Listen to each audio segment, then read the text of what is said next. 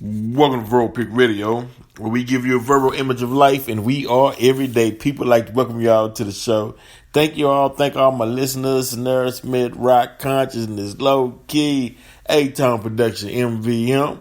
You know, and just so many hosts of other, my Moorish brothers, you know, my Latino brothers, my Caucasian brothers, just all over who listens to the show. Because we deal with topics, you know, that's kind of taboo and hard to deal with, but it must be done. Because right now we bringing everything on an equal playing field. So strap on and let's ride. Now look, I've heard this sentiment before, a lot of times, dealing with reparations. I'm hearing it more from black people, but I used to hear it in the past from white people. And they would say, why should I have to pay for what my great-great-grandfather did as far as slavery? And now you even have some black people who saying, why should white people today have to pay for what their great-great-grandfathers done and beyond in dealing with slavery? And they hold up an argument saying how unfair it is. And I said, okay. But I tell you what, because what they're saying is, what was the example the guy made, brother made on the Dane Calloway show? What was the brother saying? He was saying something about if a serial killer killed your grandfather in the past, right? Should the serial killer's children today pay the price to the family of their loved one that he killed in the past? Tried to compare it to that, right? This is a black guy. I'm like, wow. Really? I said, think about it. If you want to make that statement, then let's say this then. If it all ended, because they were saying it should end with the great-great-grandfather and those who were actually dealing in slavery. It should end right there. Well, then if that's the case, then when that great-great-grandfather died who owned slaves, then that money should die with him and shouldn't have been passed on to the next generation so they can benefit from the money, right? And then since the slaves that's aren't here today, then every monument, including the White House, every building, every road, everything that they built for free labor with their sweat equity and built with the hands of slaves should just be demolished. And then you take that money and hire black folks and to rebuild it over again. That way they can get an up-to-date fair wage. And that way we all can be looking at each other eye to eye as far as an economic standard, right? Let's what if we say, okay, well, look here, all you white privilege, because that's what white privilege is.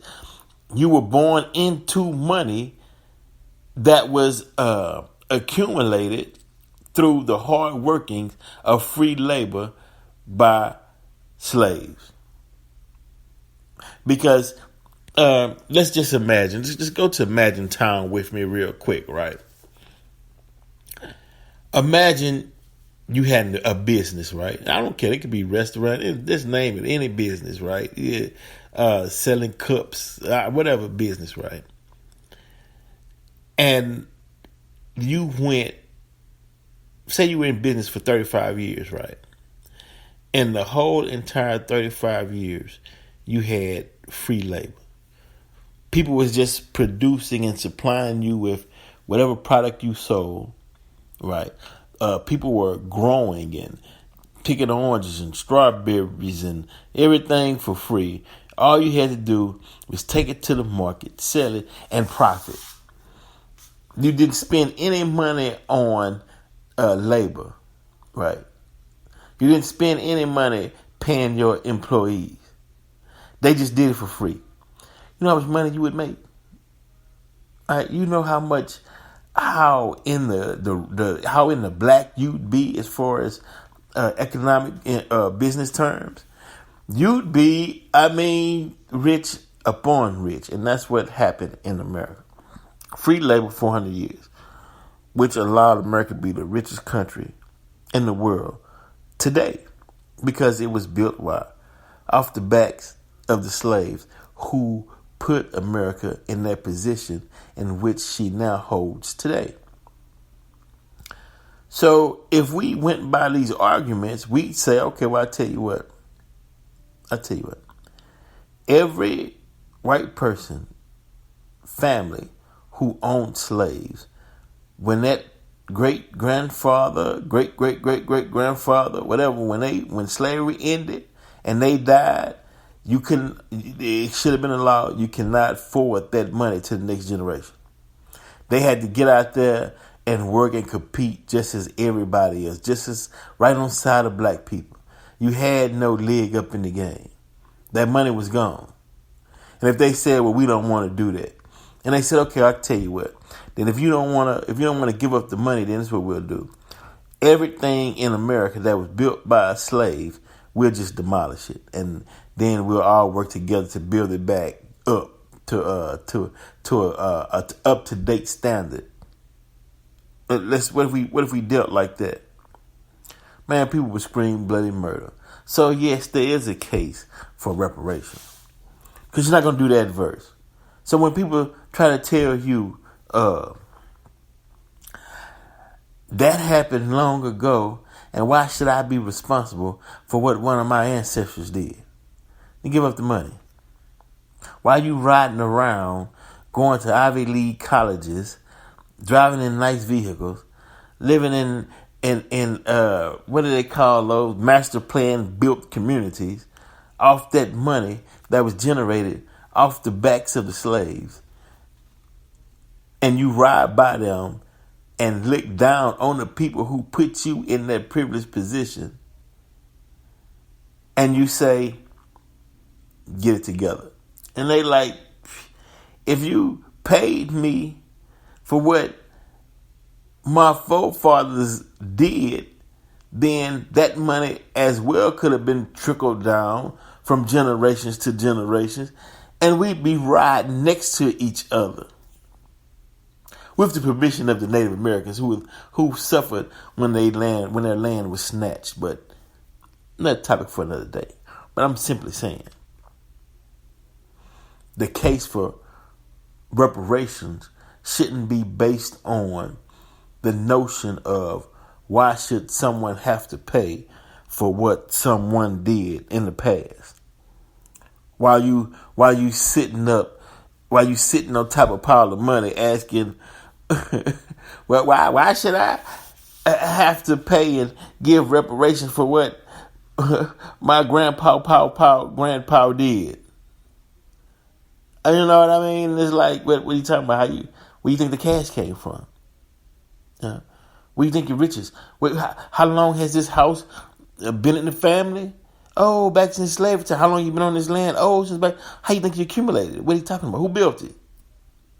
What was your cash crop? Oh, okay. Who harvested the cash crop? How much did y'all pay him? How much did y'all pay his family? What? How many people died? Okay. How many people how many people did your great pow hang from a tree? How many slaves was beaten? How many black women was raped? Who financed it? How many people benefited? Come on, come on. You ought to hear some of these arguments. It's like, are you serious? And as I stated, okay, you want to create an equal playing field, then you want to feel like you're not privileged or you're ashamed of your privilege, then give up the wealth, right? Or demolish what the slaves built, and let's start over from scratch then. Let's start over from scratch. Or reparations. You gave reparations to Israel. You give reparations to the Japanese who were put in those internment camps. But the ones who built the company gets nothing, zilch. But all the ones who built this country is police brutality. We can't give you no cash or no money, no reparations, and help you. But we can't give you a knock upside the head. We'll send the police in and give you some police brutality. That's about all we got for you. We can give you some racism. We can give you some injustice. How about a little white supremacy on top of that? We can give you that, but that's about all we can give you. But I'm sorry, we don't have nothing else for you.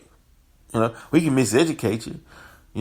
Matter of fact, we can betray you in Hollywood pictures as a second class citizen, and put dresses on the men and have your buck dance and do the job. We got enough of that for you. Matter of fact, we can have your women out there naked, and we can make all kind of songs that's degrading you and your race and whatnot. We got that for you. But anything else don't come knocking at our door. That's the sentiment, that we're getting today. And it's crazy. And no, everything is not about race. Some things are about just good old plain justice. What's right is what's right. What's fair is what's fair. Sometimes things are just simple as that, right? I don't know. Now, we on Verbal Peak Radio, and including myself, we solve the problems that's left on the table. We make films and movies that solve problems when people say, hey man, can people make movies portraying black people in a good light and that has a message of strength and dealing with us as a people? And we attempt to solve those problems as best as we can. Even within the music, we will mix street with knowledge. Street with knowledge. To eventually it'll just become straight knowledge.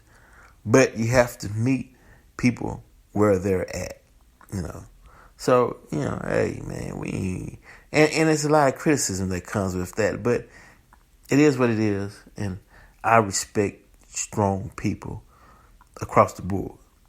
Because certain topics, see, it's like this, right? It's like this.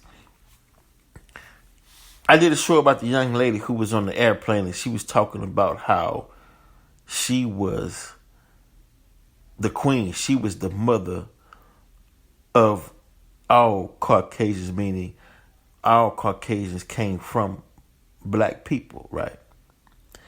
So someone sent in a comment and stated that in all men, no matter what color, sperm is white.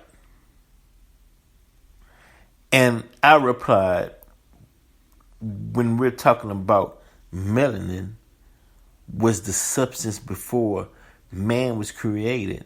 So that means melanin was in existence before there was sperm. You had to have the melanin first.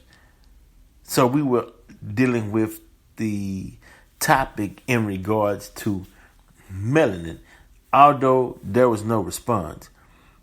But, it's like this, right? No matter what accomplishments, no matter how great, no matter how far back to the beginning black people are, there will always be a Caucasian who wants to dispute the facts, who will not agree or adhere to the facts, to save face, to make it appear as though they're being left out. And you're not being left out. We're just dealing with mathematical, scientific facts. Melanin is the oldest substance known to this universe. Melanin was in existence before man was created. Matter of fact, the Creator God clothed himself in that melanin because that melanin was the only substance that could clothe the energy, the light, and the power of the original God. Right. Then the sperm represents the atoms with the little tail on it. You know, and so what's the argument? What's the argument? I mean, we are you saying that we as black folks on the planet or melanated beings on this planet, we can't have any value or statute that's above the Caucasian? No matter what we do, we have to be pulled down to a level in which some Caucasians feel that this is the place we have to be or we should be. You know how you hear them say, you're getting out your place, so got to put you back in your place, boy. You know how they do that, whatever. Like, come on, man. Really? You know, who are you to try to put anybody in their place? Matter of fact, nobody even sees you as an authority figure to even do something like that. Where'd you this is, I don't know, but where'd you get that? Who been filling up whose head? And where'd you get that knowledge from? Or where'd you get the information that they've been feeding in your head to make you believe a false narrative? I don't know. I really don't know. But I'm just simply saying, right? Because we're doing shows where we hitting topics, hitting points, and we get out. But, yeah, no, it's a new day. It's a new day, Thank you all for listening. Verbal Pick Radio, we're out.